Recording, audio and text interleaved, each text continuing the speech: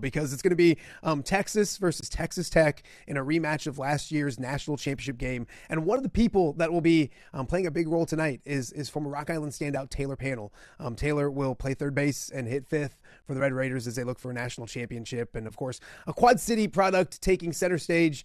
Everyone should be extremely excited and proud, including this young man right here. And I call you a young man, Chris. Chris Allison at Rock Island joins us. Taylor's former softball coach back at Rock Island. First and foremost, thank you for spending some time on a Wednesday with me. I appreciate it. No problem. Thanks for inviting me. I guess we'll start with just, before we get into a little bit about her journey, college softball night, national championship game, and a young lady from Rock Island is on center stage nationally. What goes through your mind when you hear that? I think it's great for the Quad Cities. I mean, there's a lot of people that have done some things around here that have gone to stages like this. So being able to have someone that you actually spent time on a diamond with and, working to try to get better in the winter time and then before the season starts, to be able to see someone like Taylor to watch her and perform and actually perform very well at a high level against the best of the best. I mean, the pitchers that she's facing day in and day out in this World Series is unbelievable. It also sheds some light on softball nationally and in our area as well. Can you talk about that? Because I do think our area is fantastic when it comes to the game of softball. It's continued to get better and better over the years, and we have one of our best players playing on a national stage. What does it do for softball here in the Quad Cities?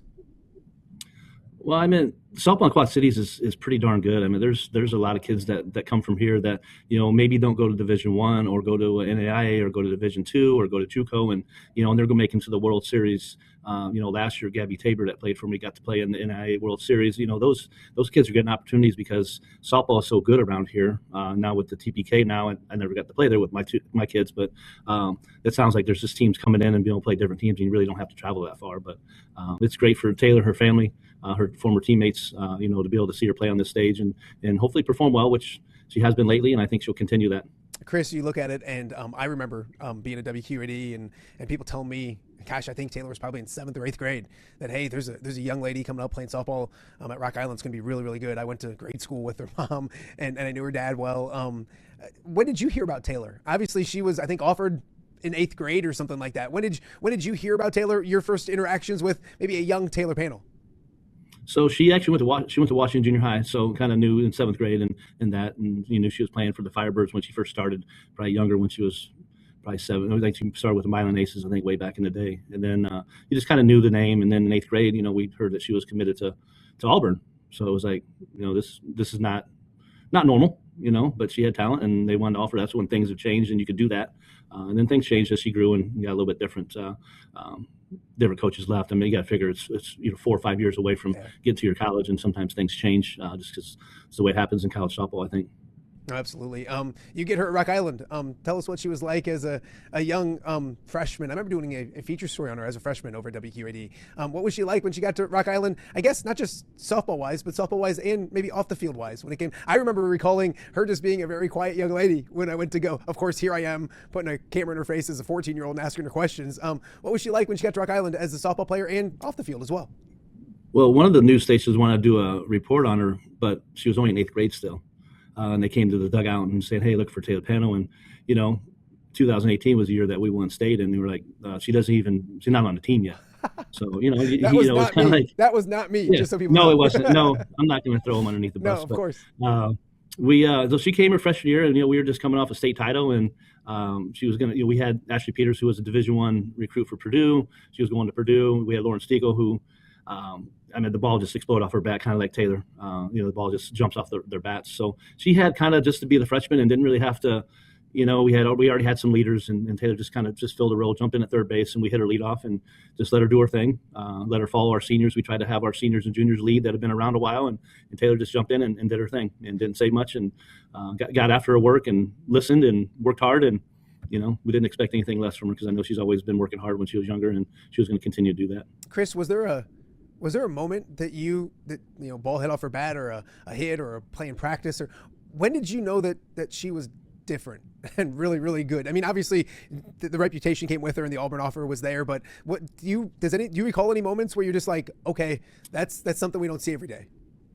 Well, you could see at practice is fundamentally sound, defensively, which I think she's greatly improved in that area at third base and made some great plays. I mean, where she's got to step back towards the sixth hole and then turn and get that shoulder around and then make a quick throw, because I mean, you got kids that are run down line, Division I softball nowadays get down there quick, and I know she's really improved on that. But I think back to a game we kind of struggled a little bit, and then she kind of had a mark on her back because of where she committed here and there, but she hit a ball down the right field line against Rockridge, and it's like, okay, this kind of just calmed her down a little bit and, got going. It was pretty early in the year, and then she got going, and then, she just came up big times. There's one in Geneseo where they think they maybe were trying to walk her, and she hits a 6-inning home run. We won the regional, beating Geneseo 1-0 in a pitcher's battle, and so she stepped up at times and had great hits for us. And she played shortstop for us, but it was one of those things when she go in college, she's going to play outfield. But one of those areas where, hey, wherever you got to get the bat in, you're going to play. If you play shortstop, play second base, play.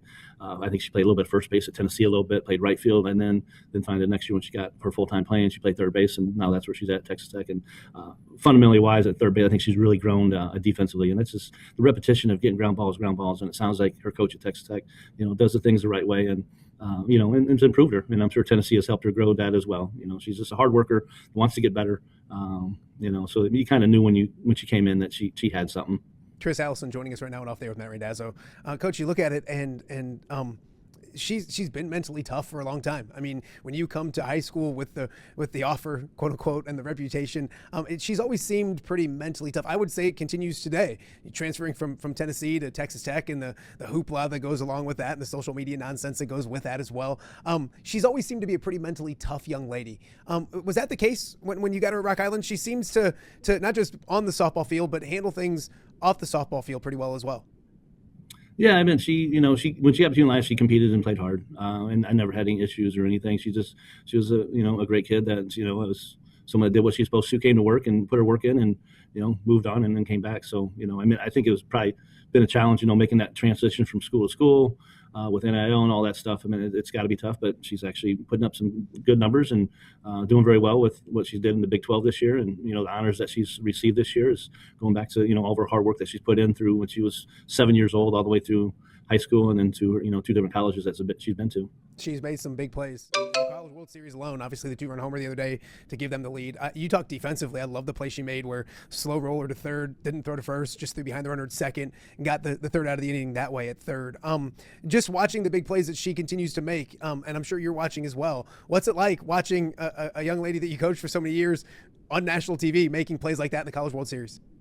It just shows her softball IQ. And, I try to listen to some of the coaches, how they talk about different things and when they get done with their things, and just how about just one of those things, some of the things that they practiced. And, she had the sense of IQ to know that a slow roller is probably going to be safe at first and the girl was going to round, and she threw it right behind her. And, that was a big play. That was a huge play defensively, for her to throw a strike and then for the second baseman to be able to get it to the shortstop and then get the girl tagged out. Absolutely. Chris Allison joining us right now and Out There with Matt Randazzo. How do you watch the games? How do you plan on watching tonight's game? Obviously, it's a young lady you coached a lot in high school softball. Is it just quiet? And do you ever find yourself still coaching the games while watching the games on TV if she comes to the plate and those kind of things? I'll sit home and watch the game and sit in my recliner or whatever and just kind of relax and watch it. But yeah, it's kind of interesting just to see how I do it. I mean, it's amazing softball, that they play, and the fast game, and to see what the different coaches do and different things. It's I don't see myself trying to coach, but just trying to watch and see how things happen, and it's kind of impressive to see that. And it's a fast game, and they'll face a girl from West Des Moines, and it's 71 ain't not easy to hit, and then all of a sudden you throw a changeup or you got a rise ball and drop ball, and those are even the Gutierrez girl that's going to pitch. I mean, it's going to be tough, but she'll get in there and she'll get her licks, and her coach has really worked on helping all their kids hit, and they're putting some hits together, and hopefully they can pull it out as a team. What would it mean? I mean, I think being in the national championship game is awfully good, but you mentioned, I think probably we talked yesterday on the phone, and when Brock Harding was winning an NCAA tournament game, it's awesome. And you can tell there's excitement here. What would it mean for the game of softball for the Quad Cities to have a young lady win a national? I'm trying to think off the top of my head, and you mentioned some lower, but not D1 individuals. It's not every day that a Division I player from the Quad Cities wins a national championship. What would that mean to maybe our area, and then also to the sport of softball that we talked about? I think it would be great. And Taylor's one that I think likes to work with younger kids. So, hopefully people would, invite her to their teams or the organization, and have them talk and share the experience, because I'm sure a lot of those, sometimes I know they used to have tournaments during the College World Series, and so then little kids would come and watch, and it would just, I think, help promote softball around here and get more girls excited that, hey, someone in their own backyard was able to win a national title. So I think it would just help promote more. But like I said, there's great softball around the Quad Cities. There's a lot of great players that have come through here many years before I even started coaching. So I mean, I think it'd just be big for now, and then someone, when she comes back home, they take advantage of her, and she can share her story and talk about different things and what she had to go through, and the highs and lows, and it'd be a great experience for those small kids that want to learn from that. And even I had Chase and Randall come to my high school team one time just to talk, because here he is, he went to Stanford and he went Sweet 16, and he's the kids were in awe because they knew about him and they knew what his story was, and just kind of share what made him go. So I think that'd be great to Evan Taylor can go to a baseball team or something just to talk about the experience, because it's a game within a game. We've had Taylor on the show a couple times, and I joked with her once because I said, do you use y'all? Are you like, you're not getting too Southern on us, are you, with being in Tennessee and now in Texas? And she joked and said, no, she loves being back in the Quad Cities and what it means to represent this area. And I think we've seen that a little bit. I know that she's come back and talked to certain teams here and there, and if they ask her to, she's still pretty proud of the Quad Cities. I know she loved her time in Tennessee and the area that was, and down in Texas now, but she's still pretty proud of the Quad Cities, isn't she?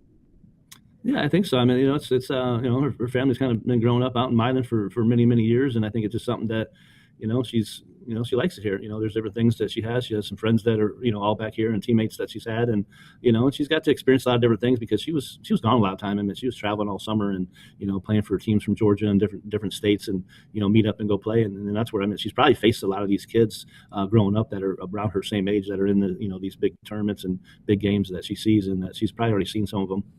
No, absolutely. Okay, before we let you go, let's handicap or talk about tonight's championship game. We did a little bit, but obviously it's a rematch from last year's national championship game. Texas isn't. I really wanted it to be Tennessee, but that's besides the point. Texas is really good, and obviously they faced elimination, I think, 6 times. During the College World Series, and they've won every game. Texas Tech, you look at that lineup, Chris, and there's no at bat off. I mean, there's kids that are hitting 8, 9, 7, 8, 9 in that lineup that would probably be hitting 3, 4, 5 in a lot of lineups in the country. Really good pitching. What's it take tonight? Is it about not making mistakes and little things like that, or what's the difference maybe tonight? Yeah, I mean, definitely mistakes. I mean, I think the Texas, they had some mistakes against Tennessee, but they just didn't get enough hits to be able to take advantage of those. I mean, obviously you're going to have to play, clean, and your pitcher's going to have to hit their spots because you got some great hitters on both sides. It's not over until you get that last out. Those last 3 outs are going to be tough. And every single game, if it goes 2 games, it goes 3 games. I mean, those last 3 outs are always the toughest thing to get. Texas Tech saw against UCLA. The girl came up, hit that 2-run homer, and you had kids that stepped up, bench hit. One girl hits a home run, another girl gets that hit off the handle, and then their big hitter, one of their big hitters, takes a fastball in the middle and then hits a changeup 250 feet, and then they're tied up, and then then obviously Texas Tech pulled it out. But it's going to be exciting. It should be great softball, and looking forward to it. Just for her to have opportunity to play in a national championship game. But there's a reason why both of them are there. They work very hard. They've had timely hitting, and they play good defense when they need to, and they pitch the ball, and people make great plays, and that's how you end up winning, get timely hitting. Last one for you, Coach. You mentioned the recliner tonight. That's my cup of tea. Will there be any? Do you get into it at all?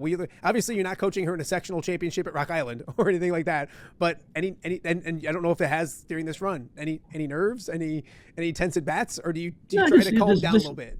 I just like to see her have a good at bat, and she has been lately having some good at bats, and just watching their lineup, just the Williams to and she's played with Williams, and I think in the past when she was younger, and then the Davis kid, and then the girl, the third hitter, I think she's one of the ones that been there a while, and she had some big hits, and then the List kid that came from Southern Illinois, and then Taylor's gonna hit fifth. So I mean, it's just we just want her to have a good at bat and pick her pitch out, but it's not going to be easy. I mean, those pitchers are great on both sides. So it's just catch a mistake and be ready for it.